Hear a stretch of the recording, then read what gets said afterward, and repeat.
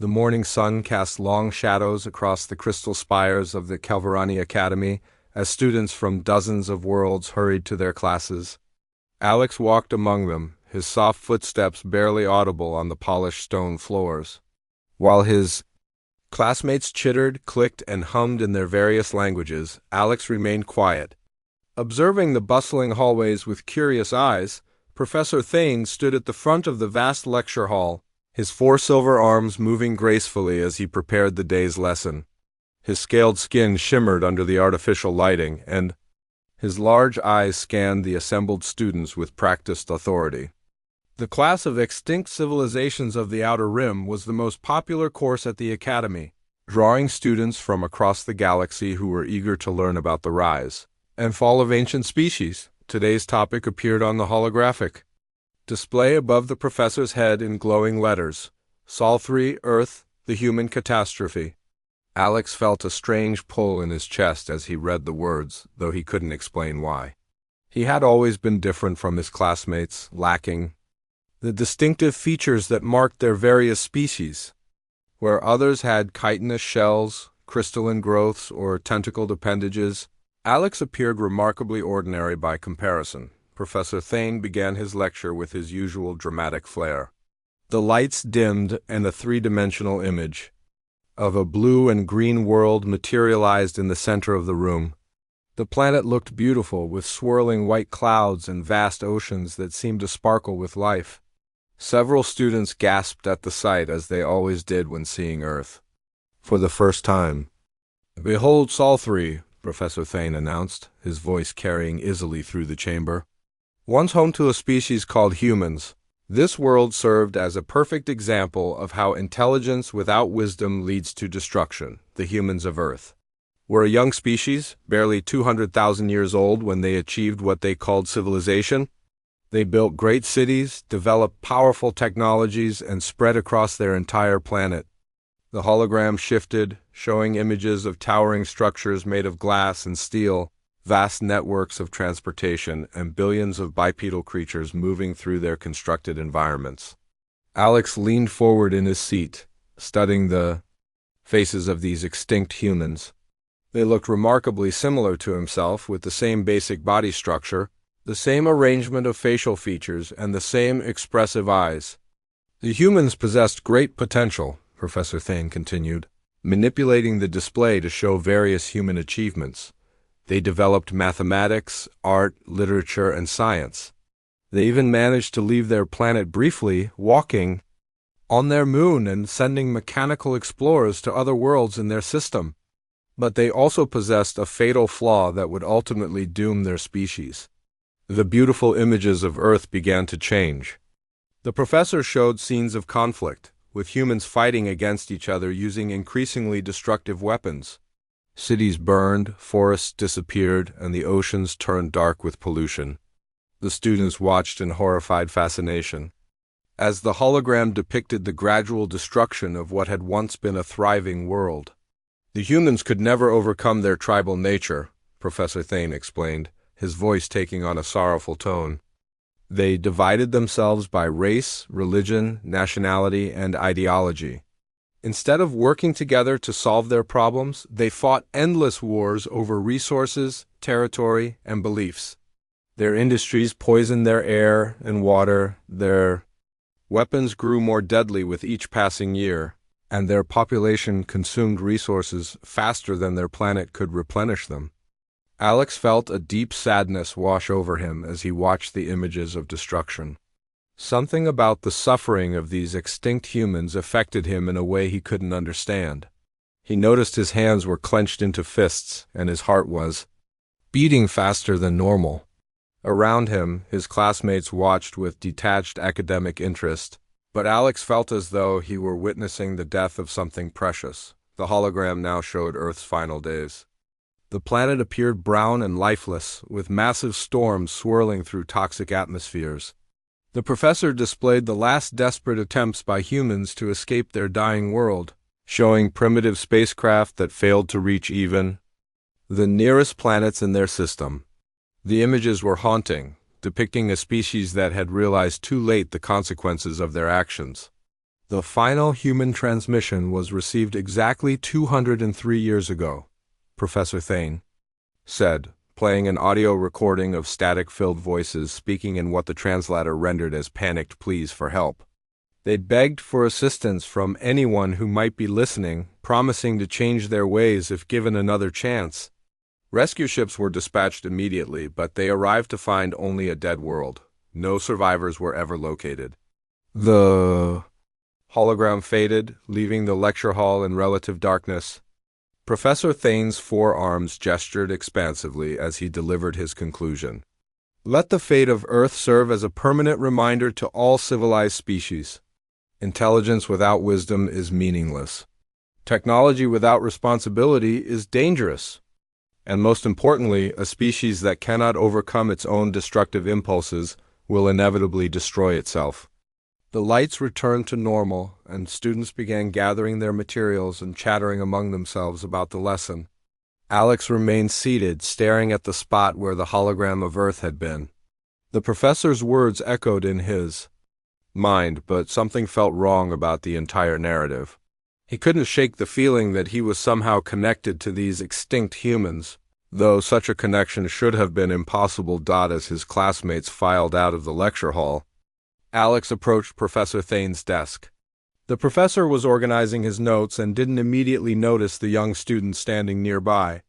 When he finally looked up, his large eyes showed mild surprise at seeing Alex still present. "Did you have a question about today's lesson?" Professor Thane asked, his tone polite but slightly impatient. He had other classes to prepare for, and students rarely lingered after his lectures. Alex hesitated for a moment, trying to find the right words for the question that had been forming in his mind throughout the entire lesson. He looked directly into the professor's eyes, his voice steady despite the nervousness he felt inside. "Professor, if all the humans died on Earth 200 years ago, then what am I?" The question hung in the air between them like a physical presence. Professor Thane's forearms froze in mid-motion, his notes scattered across his desk as he stared at Alex with growing alarm. For the first time in his long and distinguished career, the scholar found himself completely speechless. Professor Thane's silence stretched for what felt like an eternity. His four eyes darted between Alex's face and the scattered notes on his desk, as if searching for an answer that didn't exist. The professor's scaled skin had taken on a paler hue, and his usually confident demeanor seemed to crack under the weight of Alex's simple question. That's an interesting observation," Professor Thane finally managed, his voice lacking its usual authority. "But surely you understand that physical similarities between species can occur through convergent evolution. Many worlds have produced bipedal life forms with similar characteristics." Alex remained standing by the desk, unconvinced by the professor's hasty explanation. "But it's not just the bipedal structure, Professor. Look at my hands." He held up his 5-fingered appendages, flexing them slowly. "Look at my facial features, my bone structure, even the way I move. I've studied the holographic records of humans, and the similarities are too exact to be coincidental." The professor gathered his notes with trembling hands, avoiding direct eye contact with Alex. "I'm afraid I don't have time for speculative discussions today. Perhaps you should speak with the biology department about evolutionary patterns." He stood abruptly, his forearms clutching his materials to his chest. "If you'll excuse me, I have other classes to attend to." Alex watched as Professor Thane hurried from the lecture hall, leaving him alone with his unanswered questions. The professor's reaction had been telling, genuine shock, followed by obvious discomfort and a desperate attempt to avoid further discussion. If Alex truly resembled some unknown species through mere coincidence, why would the professor react so strongly? Over the following days, Alex threw himself into research with an intensity that surprised even him. The Academy's vast archives contained detailed records of thousands of species, including comprehensive anatomical studies of the extinct humans. He spent hours comparing measurements, bone structures, and biological systems, documenting every similarity he could find. The evidence was overwhelming. His skeletal structure matched human anatomy perfectly. His muscular system, his cardiovascular arrangement, even his digestive processes aligned with human biology. The only logical conclusion was that he was human, but that conclusion contradicted everything he had been taught about his origins. Alex's foster parents, the Kelvari couple who had raised him since infancy, had always told him that his species was unknown. They claimed he had been found on a refugee transport carrying survivors from some unnamed catastrophe. The authorities had been unable to identify his origins, so he had been placed with a family willing to care for an orphan of uncertain heritage. As Alex delved deeper into his research, he began to notice that other students and faculty members were watching him with unusual interest. Conversations stopped when he entered rooms, and he caught glimpses of people whispering while gesturing in his direction. Word of his question to Professor Thane had apparently spread throughout the academy. The attention intensified when Dean Korith, the academy's administrator, summoned Alex to his office. The dean was an imposing figure even by Kelvari standards, with darker scales and more pronounced ridges along his skull.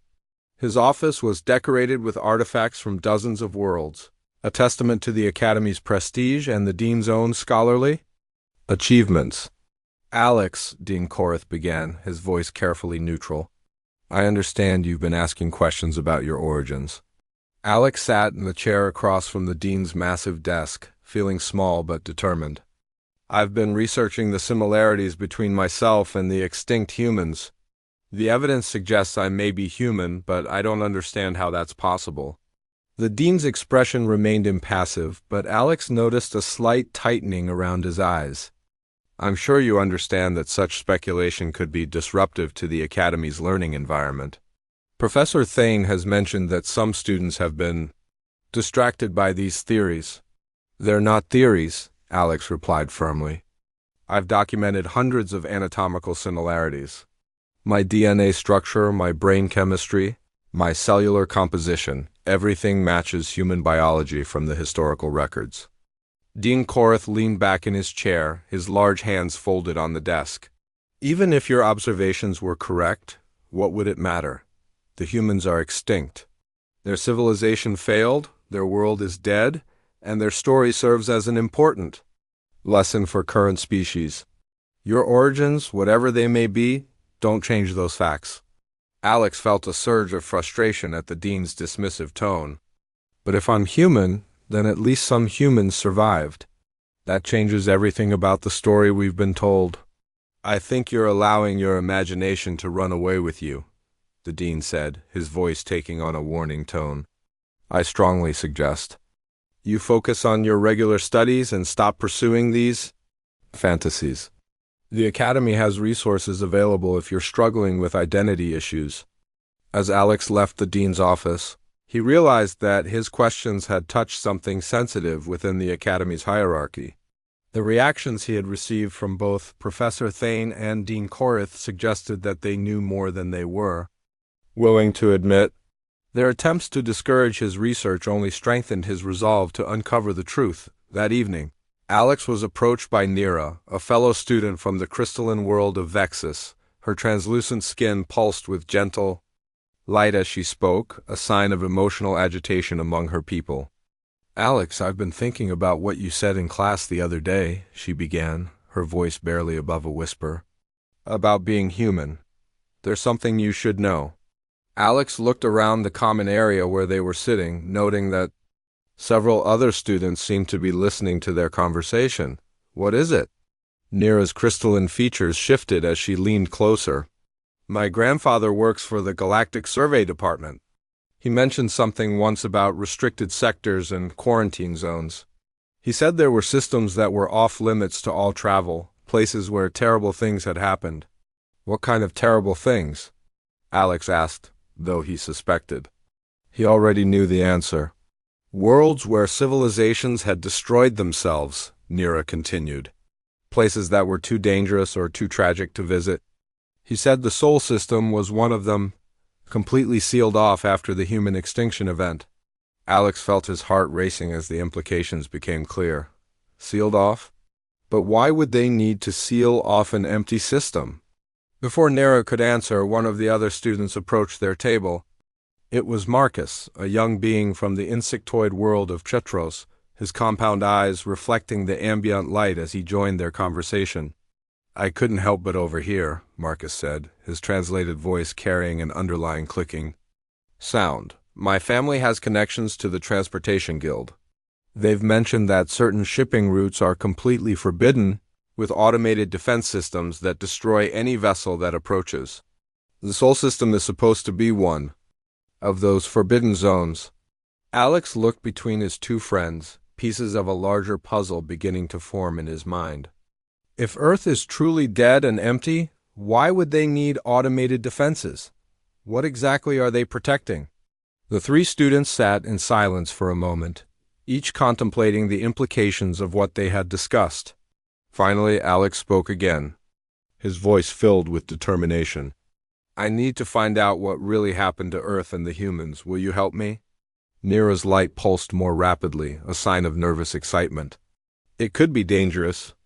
If the authorities are hiding something, they won't want us digging into it." Marcus's antennae twitched as he considered the proposition.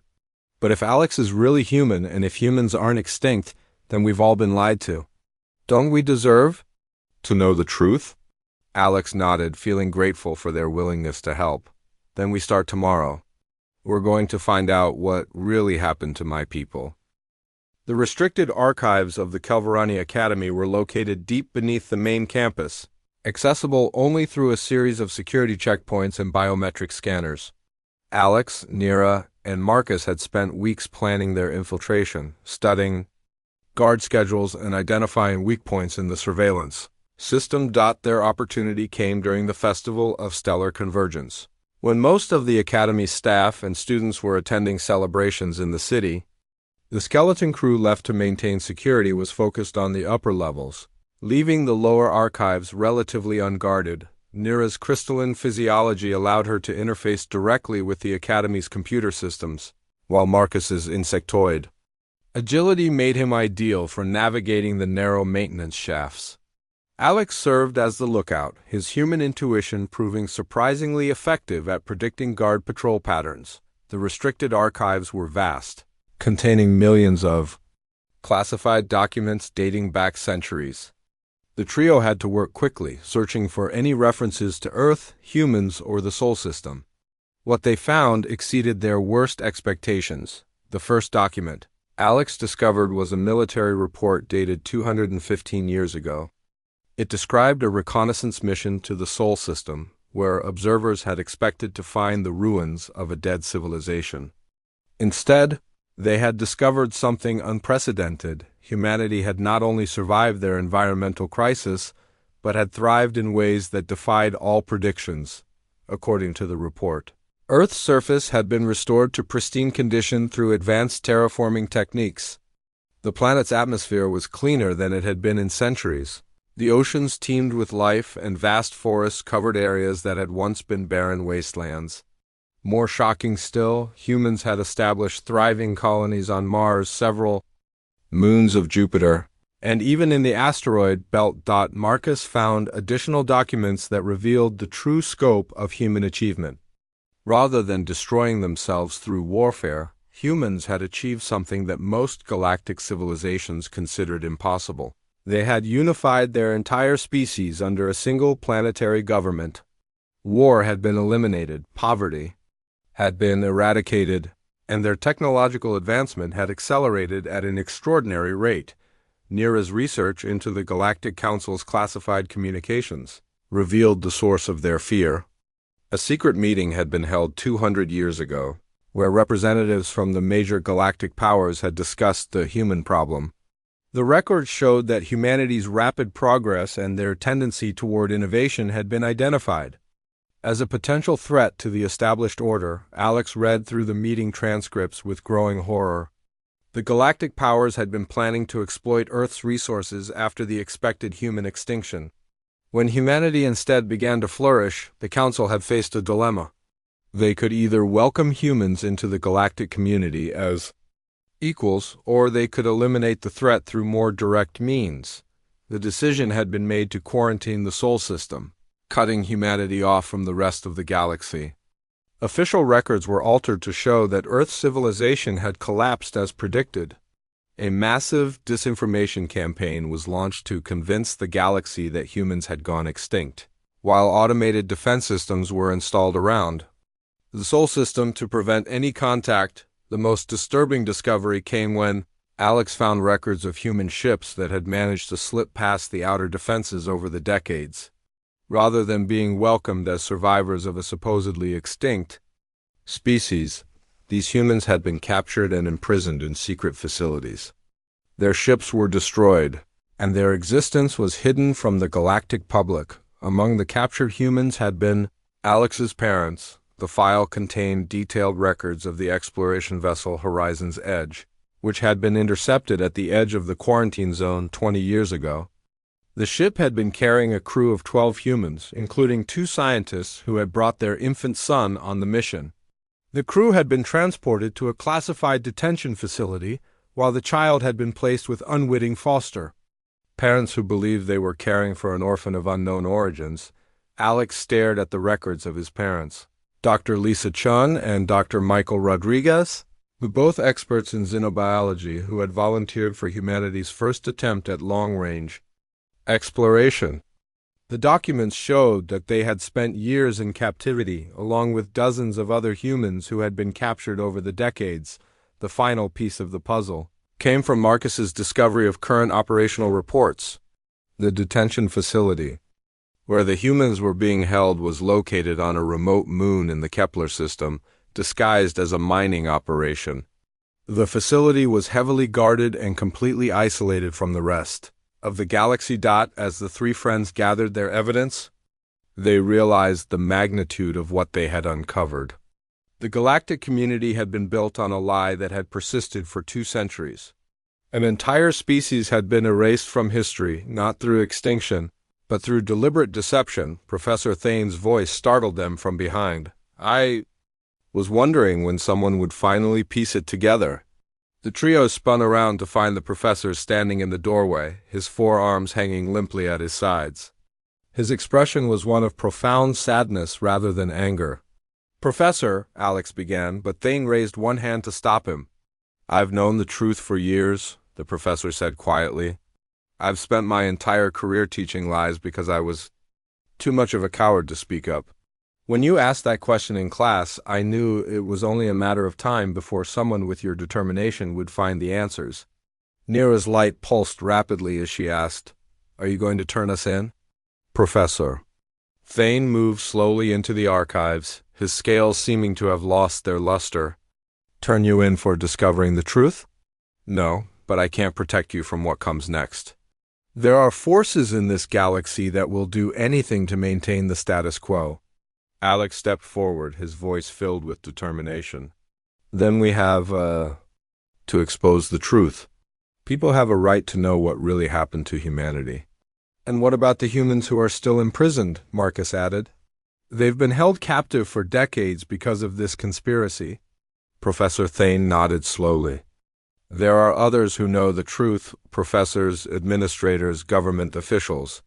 Some have been waiting for someone brave enough to take action, but the risks are enormous. The Galactic Council has invested too much in maintaining this lie to let it unravel quietly." Alex looked at his friends, seeing the same determination in their eyes that he felt in his own heart. "Then we need to be ready for whatever comes next. The truth about humanity needs to be told, no matter what the cost." As if summoned by his words, alarms began blaring throughout the academy. Security forces were mobilizing, and the sound of approaching footsteps echoed through the archives. Dean Korath had apparently discovered their unauthorized access to the restricted files. "Professor." Thane moved quickly to a hidden panel in the wall, retrieving a small data storage device. "This contains additional evidence, communications between the Galactic Council and the detention facility. If something happens to me, make sure this information reaches the right people." The footsteps were getting closer, and Alex could hear voices shouting orders. The professor looked at each of the young beings with something approaching pride. "Whatever happens next, remember that you've already succeeded in the most important task. You've proven that the truth cannot be buried forever. Humanity may have been hidden from the galaxy, but they haven't been forgotten. And now, thanks to your courage, they never will be. The security forces burst into the archives just as Professor Thane finished speaking. Alex clutched the data device tightly, knowing that their real work was just beginning. The detention cells beneath the academy were cold and sterile, designed to hold the most dangerous criminals from across the galaxy. Alex, Nira, and Marcus sat in adjacent cells, their hands bound with energy restraints that prevented any hope of escape. Professor Thane had been taken to a separate facility. His fate unknown, Dean Korath appeared in the corridor, flanked by 2 heavily armed security officers. His expression was grim as he approached Alex's cell.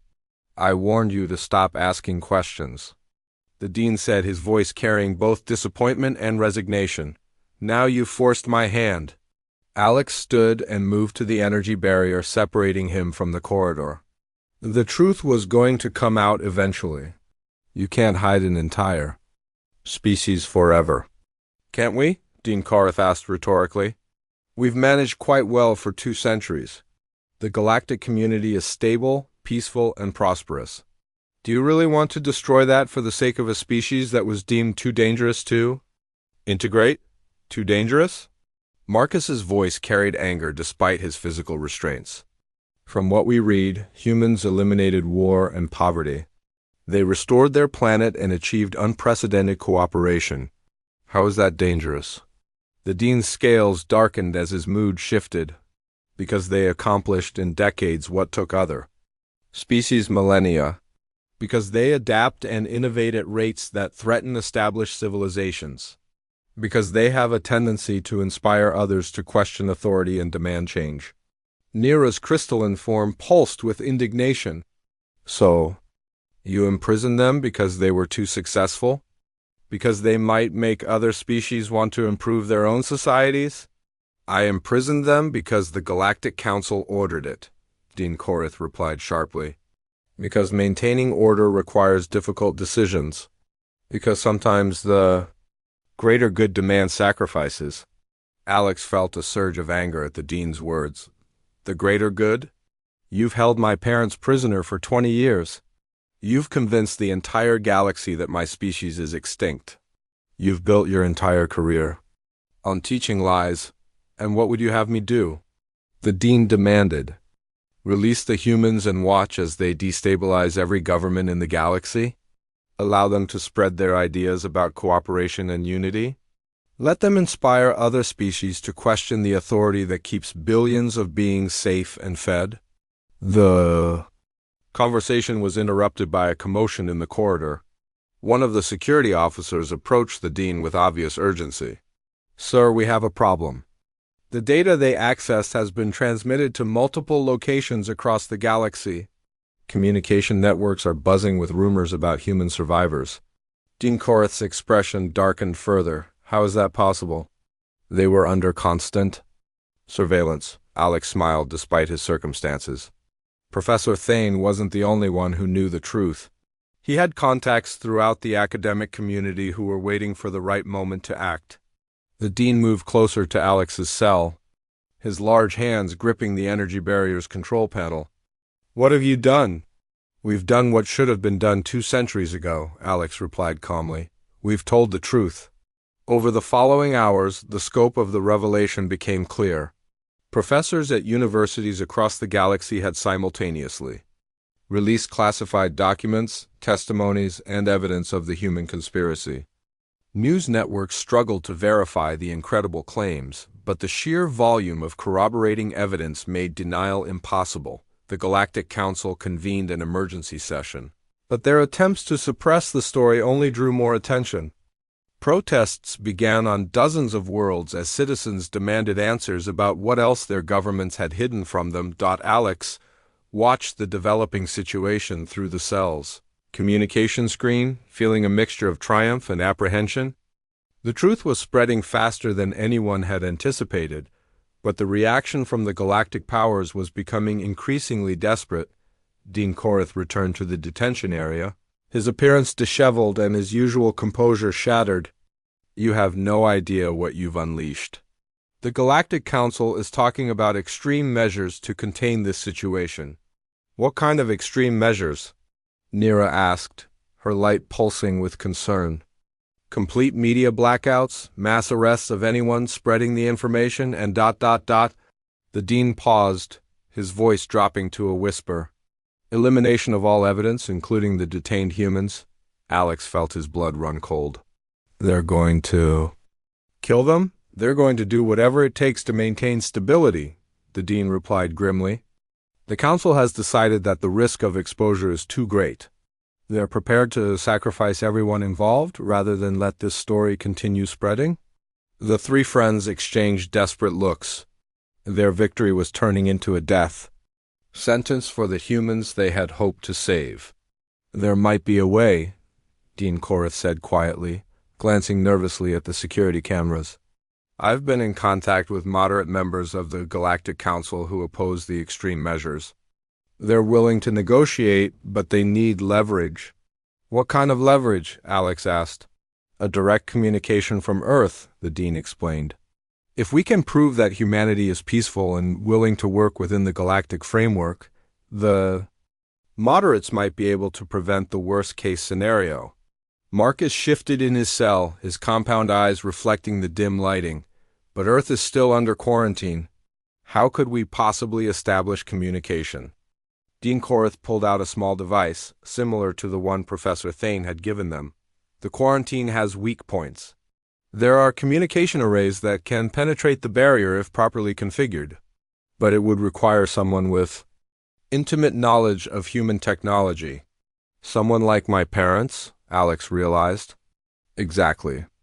If we can extract them from the detention facility and get them to the communication array, they might be able to establish contact with Earth. The humans there have been trying to break through the quarantine for decades, Nira's light pulsed rapidly as she processed the implications.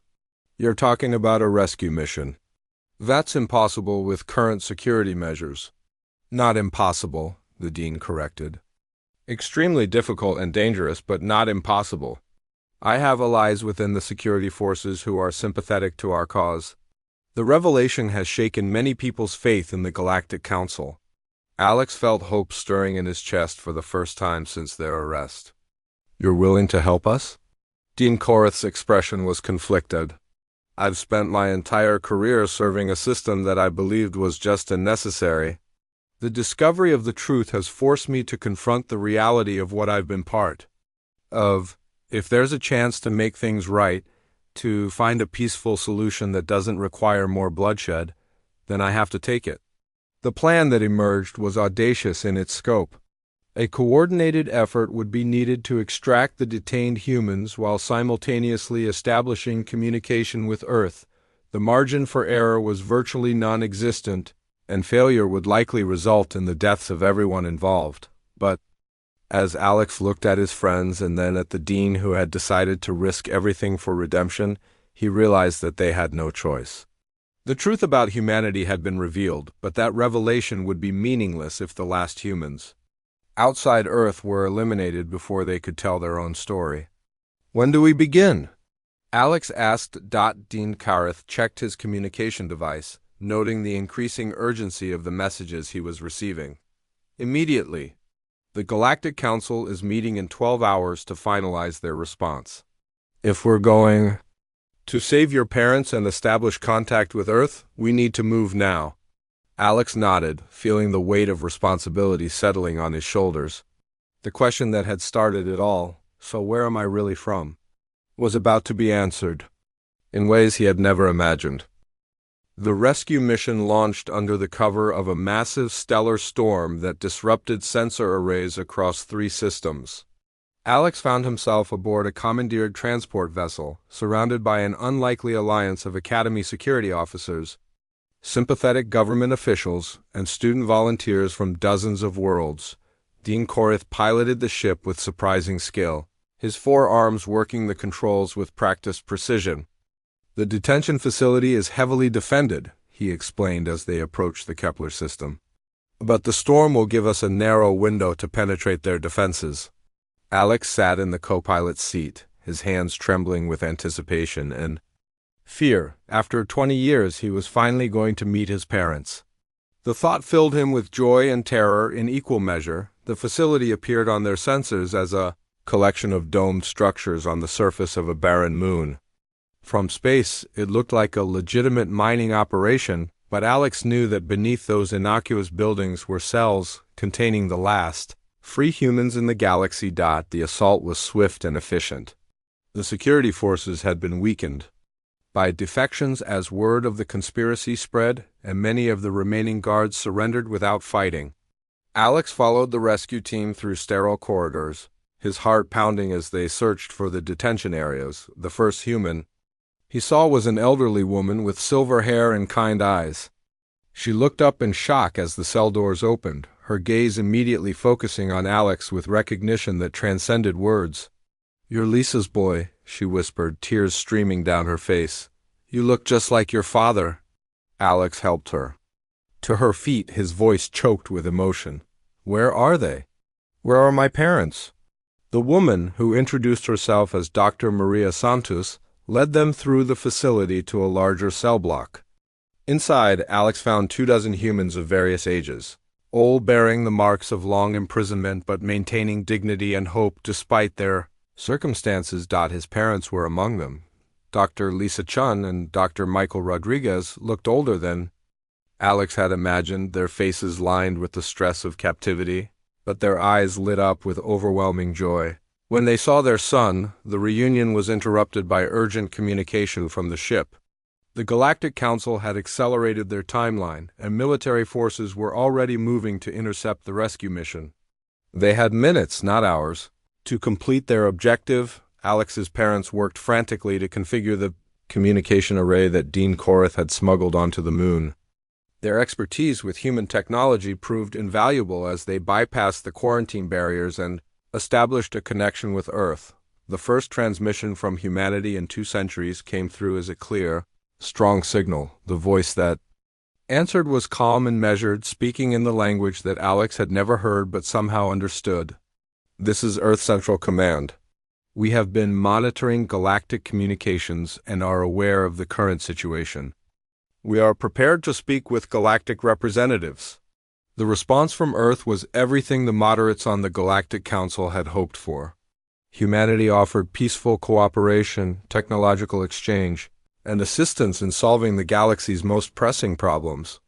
They harbored no resentment for their forced isolation and expressed genuine interest in joining the galactic community as partners rather than conquerors. The communication was broadcast across the galaxy, reaching billions of beings who heard humanity's voice for the first time. The response was immediate and overwhelming. Populations that had been taught to fear the extinct humans instead heard a species offering friendship and cooperation. The Galactic Council found itself facing a choice between escalating military action against peaceful beings or accepting humanity's offer of partnership.